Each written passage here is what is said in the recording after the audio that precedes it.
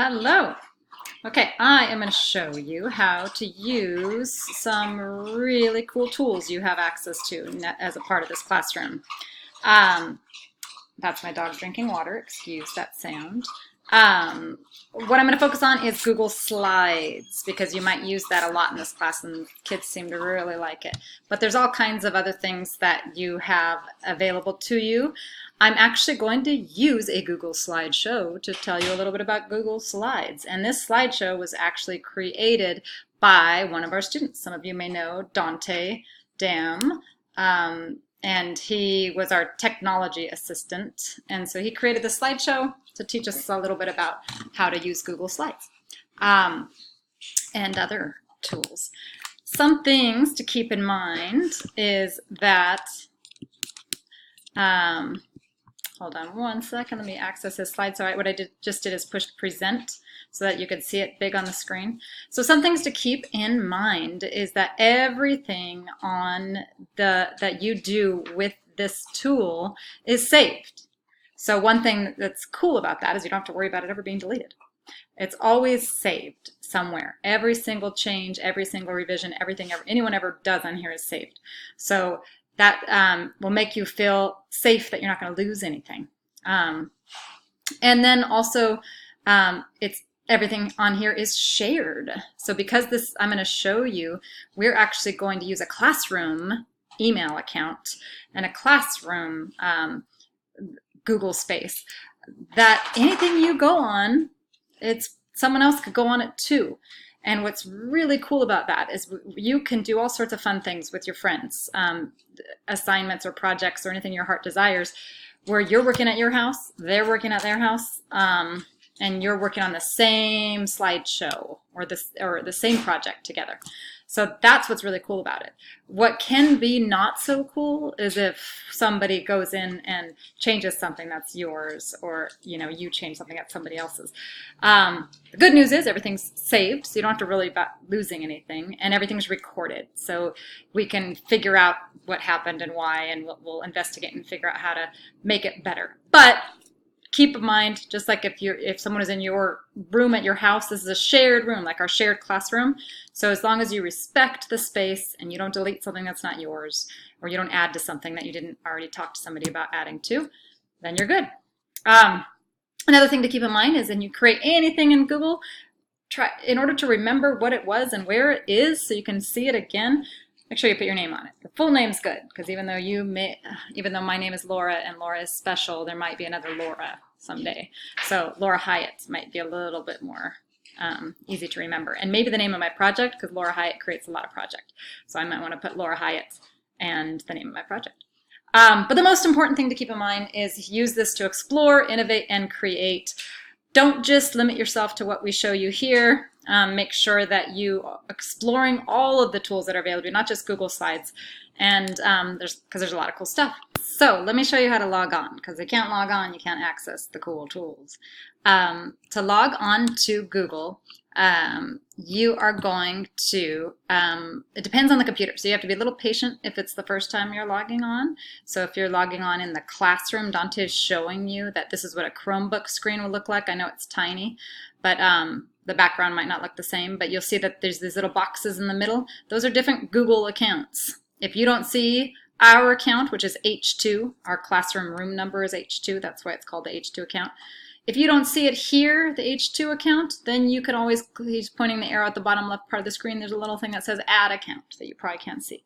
So you're basically, the first time you log on any computer, you might have to add the account and it's not there. Here's the email address of the account and the password, and if you want to pause this and write that down, go ahead and do that. I'm going to show you how to log on, so at home even. So your mom, your parents might be on, their screen might look like anything. It might look like you just need to get to the internet in some way, right? And then you're going to go to Gmail.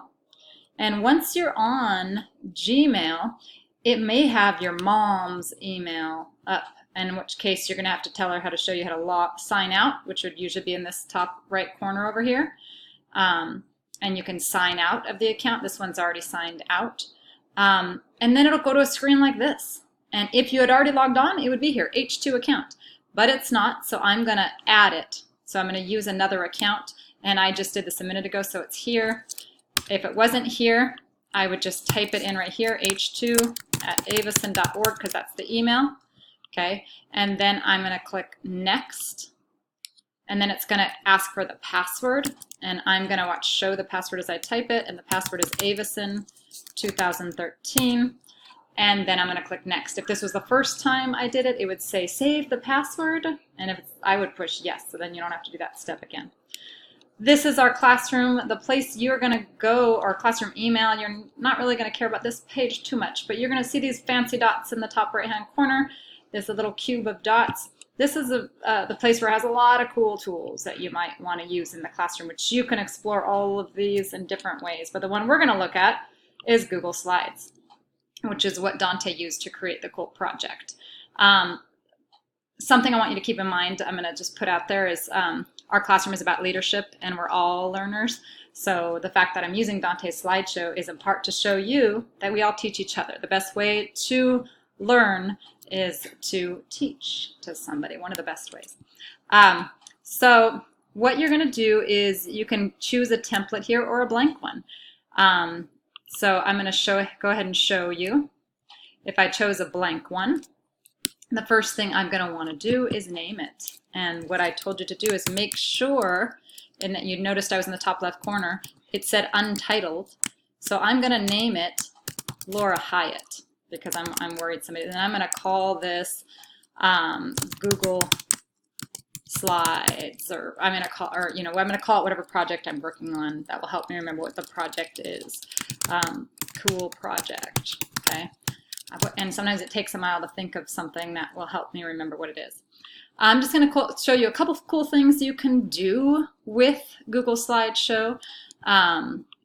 The best thing to do is to play around on your own, and notice there's lots of things to click on up here, but I can change my background color. If I click on background, I could just click here and I could change the color to something fun.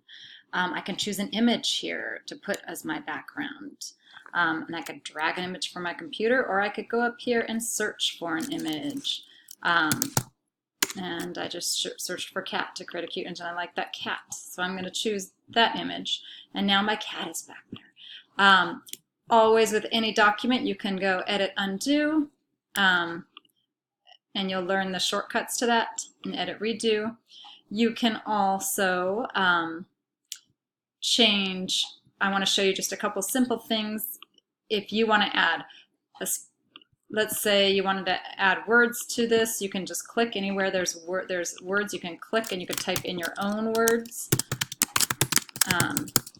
And if there's a new space you want to add words where there's not a space for words, you can do insert text box, and then I can drag this, and now I want to put my cool new words here. I may want to change this font up here. I could change the style into something fun. I could change the size into something fun. And I can also change the background of this so I could see it better. And I can also change my font color. Lots of cool things you can do. I just wanted to go back to Dante's for a minute. Have some fun with it, be creative. So if you notice, Dante added a list here, apparently. I had never done it before, but Dante found this on his own, so you can create a bulleted list, and he put it here, and notice that he wrote there the reasons why Dante is awesome. And he wrote a bulleted 1, because he smiles, 2, because he is loud, and 3, because he doesn't know shame. And underneath that he put some examples of each of those things. So that is a good way to end this, is be creative, be fun, be imaginative, be innovative, and enjoy exploring and creating.